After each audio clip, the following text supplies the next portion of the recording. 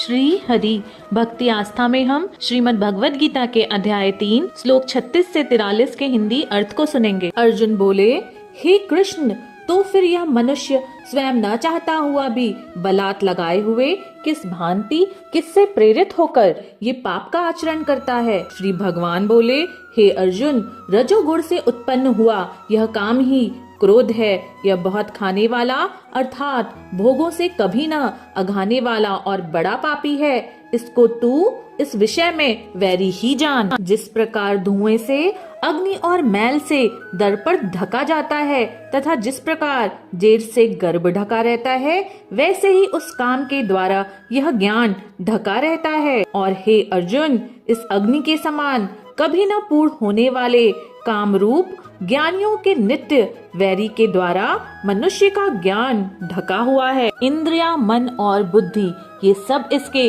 वास स्थान कहे जाते हैं। यह काम इन मन, बुद्धि और इंद्रियों के द्वारा ही ज्ञान को आच्छादित करके जीवात्मा को मोहित करता है। इसीलिए हे अर्जुन, तू पहले इंद्रियों को वश में करके इस ज्ञान और विज्ञान का नाश करने वाले महान पापी काम को अवश्य ही बलपूर्वक मार डाल। इंद्रियों को स्थूल शरीर से यानी श्रेष्ठ, बलवान और सूक्ष्म कहते हैं। इन इंद्रियों से परे मन है, मन से भी परे बुद्धि है और जो बुद्धि से भी अत्यंत परे है वह है आत्मा। इस प्रकार बुद्धि से पर अर्थात सूक्ष्म, बलवान और अत्यंत श्रेष्ठ आत्मा को जानकर और बुद्धि के द्वारा मन को वश में करके हे महाबाहो, तू इस काम रूप दुर्जय शत्रु को मार डाल।